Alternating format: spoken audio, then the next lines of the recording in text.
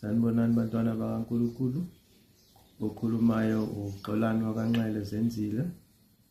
Namhlanje ke ngizothanda sikhulume ngokubikeka komntwana osezelwe, ngokufakeka ediphini okanye abanye bathi wenzelwe imbeleko.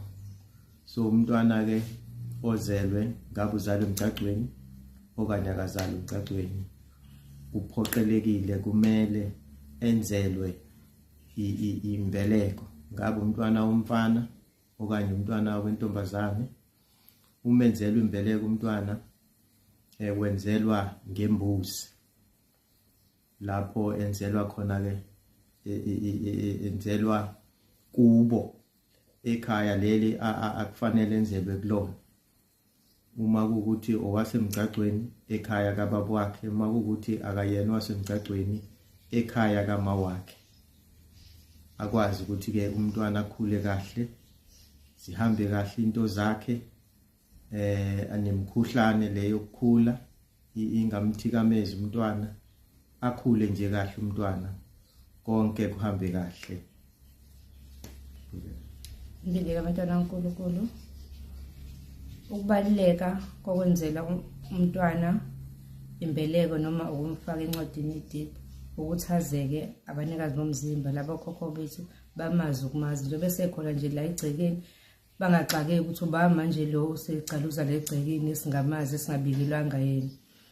Ukona kubaluleka lokho kwenza ukuthi kumele umuntu enzelwe isiphanda sokuthi abikwe, aziwe ilezi izalukwazi nalamakhehli idoba namabhishi umntwana.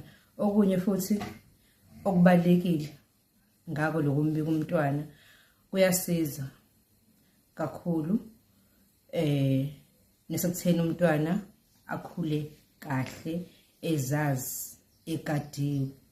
Okunye futhi okubalekile, umntwana akaphumi ekhaya engakenzelwa lembuzi yokuthi abike u3 months. Umntwana nje mesamncane ezelwe akaphumi. Masenzeliwe lembuzi yakhe ya 3 months, umntwana usengakwazi ukuphuma abone abantu ngoba lo mntwana usuke samncane, ukhakhayo usuke sathambile. Ingakho engafanele umntwana aphume ekhaya. Mophuma wena mama ekhaya, umntwana akasali. Unless mephuma umntwana ayemtholampilo yakwadokotela uyothola ukunyangeka, uyothola ukulapheka kulomkhuhlane osokumbambile ngaleso sikhathi. Kodwa kubalekile fanele ukwazi ukuthi umntwana akaphumi, umntwana osamncane osanokhakhayo okuthambile. Ngiyabonga.